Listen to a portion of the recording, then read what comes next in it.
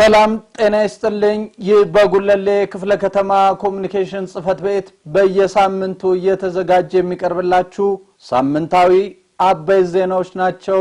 ከዜናዎቹ ጋር እልፊዮስ በትረነኝ አብራችሁን ቆዩ። በጉለሌ ክፍለ ከተማ አስተዳደር በሽሮ ሜዳ ክላስተር የአንድ ማዕከል ህዝባዊ የሰላም ሰራዊት ስምሪት ተሰጠ።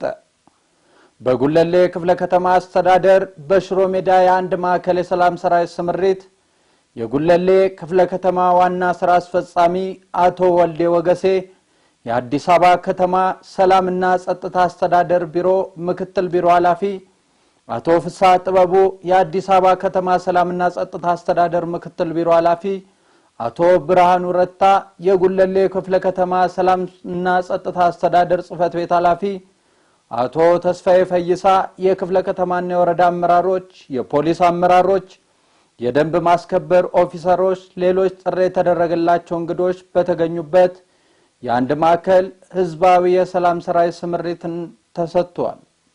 በመርሃ ግብሩ ላይ የሰላም ሰራዊቱ ዘወትር የክፍለ ከተማውን ሰላም ለመጠበቅ የሚያደርገው አስተዋጽኦ ምስጋና አቅርበው አሁንም የህብረተሰቡን ሰላም ለማደፍረስ አጋጣሚውን የሚጠቀሙ ኃይሎች በመኖራቸው ህዝባዊ የሰላም ሰራዊቱ አካባቢውን የጸጥታ ችግሮች እንዳይከሰት መስራት ይገባል ብለዋል። ህዝባዊ የሰላም ሰራዊት አባላትም የአካባቢያቸውን ሰላምና ጸጥታ አንዳች ችግር እንዳይከሰት ስምሪታቸውን በየደረጃው ያሉ የወረዳ የፖሊስ ሰራዊት አባላት፣ የሰላም ሰራዊት፣ የቅጥር ጥበቃ፣ ሌሎች የማህበረሰብ ክፍሎች በቅንጅት በመስራት ዘላቂ ሰላምን በማረጋገጥ መስራት እንደሚገባ ተናግሯል። የሰላም ሰራዊቱ ከጸጥታ ኃይሉና ከማህበረሰቡ ጋር በመቀናጀት የአካባቢውን ሰላምና ደህንነት በንቃት እየጠበቀ ያለበት ሁኔታ አበረታች መሆኑን ገልጸው በባለፉት ዓመታት የሰላም ሰራዊቱ ከተቋቋመበት ጊዜ ጀምሮ በከተማችን ላይ የተካሄዱ ህዝባዊና የአደባባይ በዓላቶችና ሁነቶች፣ የተለያዩ ዓለም አቀፍ ስብሰባዎች ያለምንም ጸጥታ ችግር ተካሂደው እንዲጠናቀቁ ከሌሎች የጸጥታ መዋቅር ጋር በመሆን የአንበሳውን ድርሻ መወጣቱን ተነግሯል። እንቅስቃሴዎችን በማጋለጥ ከሌሎች የጸጥታ መዋቅር ጋር በመቀናጀት የአርበኝነት ሚናቸውን ማጠናከር እንደሚገባም ተገልጿል። በተመሳሳይ ዜና የጉለሌ ክፍለ ከተማ ሰላምና ጸጥታ አስተዳደር ጽፈት ቤት 8ኛ ዙር የማካካሻ ኮርስ እጩ ምልምል የሰላም ሰራዊት አባላትን አስመረቀ። የክፍለ ከተማው ሰላምና ጸጥታ አስተዳደር ጽፈት ቤት በ8ኛው ዙር የማካካሻ ኮርስ ለ1000 እጩ ምልምል የሰላም ሰራዊት አባላትን የንድፈ ሐሳብና የተግባር ስልጠና መስጠት አስመርቋል። የስልጠናው ተሳታፊ አዲስ ምልምል የሰላም ሰራዊት አባላት በበኩላቸው ከጸጥታ አካላት ጋር በመቀናጀት ለአካባቢያቸው ሰላም መስፈን ዘብ በመቆም ወንጀልን ለመከላከል ቁርጠኛ መሆናቸውን ገልጸዋል።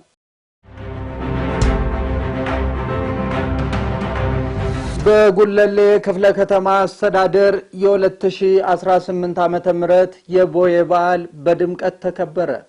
በክፍለ ከተማው ባህልና ኪነ ጥበብ ጽፈት ቤት አዘጋጅነት በተካሄደው የቦዬ በዓል አከባበር ላይ በልዩ ልዩ ዝግጅቶች ተከብሮ ውሏል። ባህላዊ ትውፊት የሆኑ ሀብቶቻችንን በመጠበቅ ለመጪው ትውልድ ማስተላለፍ የኢትዮጵያ መለያ የሆኑ ሴቶችን በማሳደግ መጤና ጎጂ ባህሎችን ማስወገድ ይገባል። ቦዬ ሲመጣ የክረምቱ ጨለማነት አልፎ ወደ ብርሃን ወደ ጥቤ የሚያመራበት ወገግታ የሚታይበት ሰማይ ከጭጋጋማነት ወደ ብሩህነት የሚሸጋገርበት ወቅት በመሆኑ ከቦዬ በኋላ መሆኑ ትውፊት ያስረዳል ተብሏል። የበጎ ፍቃድ ስራዎችን በወንድማማችነትና እህትማማችነት በማጠናከር በጋራ መስራት እንደሚገባ ተገለጸ። የጉለሌ ክፍለ ከተማ ትምህርት ጽፈት ቤት ከክፍለ ከተማው ህብረተሰብ ተሳትፎና በጎ ፍቃድ ማስተባበሪያ ጽፈት ቤት የወሰን ተሻጋሪ የበጎ ፍቃድ አገልግሎት የአቅመ ደካማ ቤት እድሳት መርሃ ግብር በሸገር ከተማ በሱሉልታ ክፍለ ከተማ በመናቡች ወረዳ አካሄደ። በመርሃ ግብሩ ላይ ማስጀመሪያ ላይ የጉለሌ ክፍለ ከተማ ብልጽግና ፓርቲ ቅርንጫፍ ጽፈት ቤት ኃላፊ ምክትል ኃላፊና የፖለቲካ ዘርፍ ኃላፊ ወይዘሮ ገነት ዋጋሪ እንደተናገሩት የብልጽግና ፓርቲ ድንበር የሌለው አንድ ቤተሰብ ነው። በጋራ መስራት በጋራ መበልጸግ ዋነኛ የፓርቲያችን እሴት በመሆኑ በድንበር ተሻጋሪ በበጎ ፍቃድ ስራዎች በመተሳሰርና አብሮነትን በማሳደግ በቀጣይ አብሮነታችንን እናሳድጋለን ብለዋል። የጉለሌ ክፍለ ከተማ ትምህርት ጽፈት ቤት ኃላፊ አቶ ባርኬ ዴቲ በበኩላቸው ጽፈት ቤቱ ከመማር ማስተማር ትውልዱን በእውቀት ከማነጽ በተጨማሪ ማህበራዊ ኃላፊነቱን ለመወጣት ዘርፈ ብዙ ተግባራት በማከናወን የቤት እድሳት ማስጀመራቸውን ተናግረዋል። የክፍለ ከተማው ህብረተሰብ ተሳትፎና በጎ ፍቃድ ማስተባበሪያ ጽፈት ቤት ኃላፊ አቶ ሚልኪያስ ቦንኬ በበኩላቸው በክፍለ ከተማችን በርካታ ሰው ተኮር ተግባራት በማከናወን ላይ እንገኛለን። በድንበር ተሻጋሪ በጎ ፍቃድ ስራዎች መርሃ ግብርም የትምህርት ማህበረሰቡን በማስተባበር የአቅመ ደካማ ቤት እድሳት አከናውነናል ብለዋል።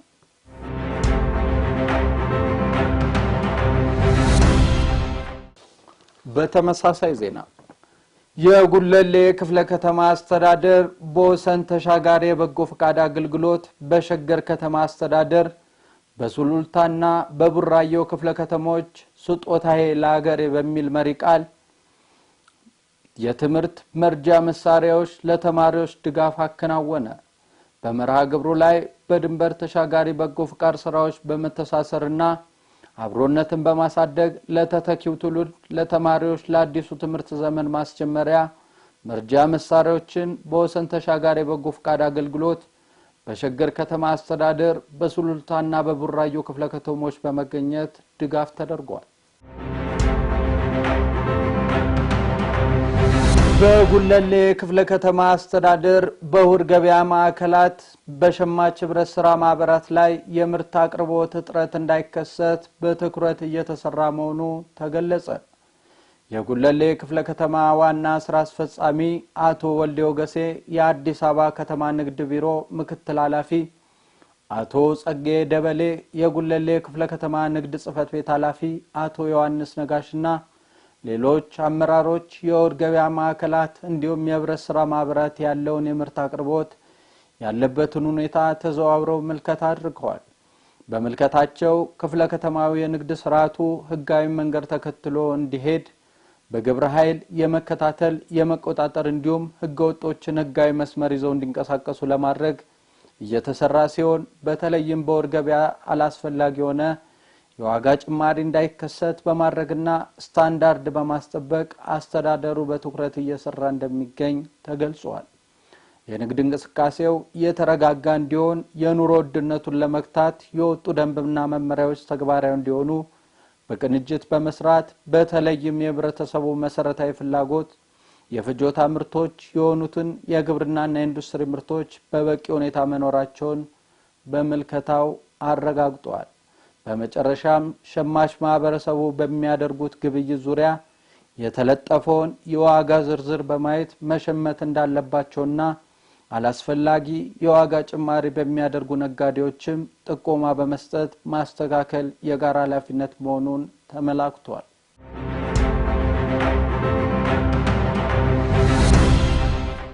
በጉለሌ ክፍለ ከተማ አስተዳደር የባለ ጉዳይ ቀን የሚሰጠው አገልግሎት መሻሻሉን ተገልጋዮች ገለጹ። በጉለሌ ክፍለ ከተማ አስተዳደር የባለ ጉዳይ ቀንን ምክንያት በማድረግ በክፍለ ከተማው ስር ባሉ በሁሉም ጽፈት ቤቶች አገልግሎት እየተሰጠ ይገኛል። ተገልጋዮች እንደገለጹት ከዚህ ቀደም ይሰጥ ከነበረው አገልግሎት በከፍተኛ ሁኔታ መሻሻሉን አስታውሰው ባለሙያዎችና አመራሮች ከህብረተሰቡ ጋር በቀጥታ በመገናኘት የአገልግሎት ጥያቄዎችን በፍጥነት በመፍታት እየሰሩ ያሉ ስራዎች ውጤታማ መሆኑን ገልጸዋል። በተጨማሪም አሁን ባለው ሁኔታ አገልግሎት ለማግኘት ብዙ መጉላላት የለም። አመራሮችና ባለሙያዎች እኛን ለመርዳት ከፍተኛ ፍላጎት አላቸው። የሚሰጡትም አገልግሎት ከጊዜ ወደ ጊዜ እየተሻሻለ ነው ብለዋል። አመራሮችና ባለሙያዎች እየሰጡት የሚገኙትን የተሻለ አገልግሎት ተጠናክሮ እንዲቀጥልም ነዋሪዎች ተናግረዋል።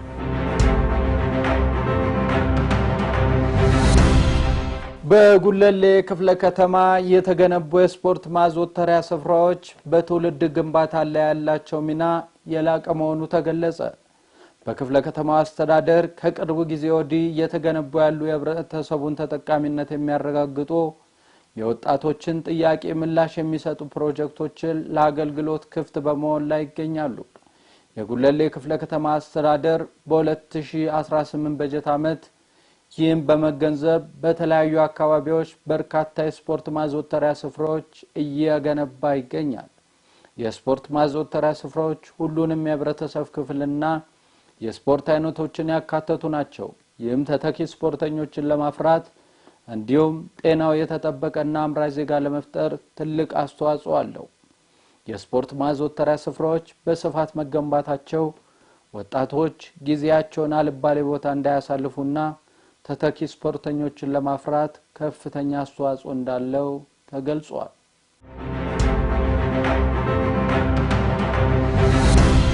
ሳምንታዊ አበይ ዜናዎቻችን ይህንን ይመስሉ ነበር። ለበለጠ መረጃ የማህበራዊ ሚዲያ ትስስር ገጾቻችንን ይከታተሉን። መልካም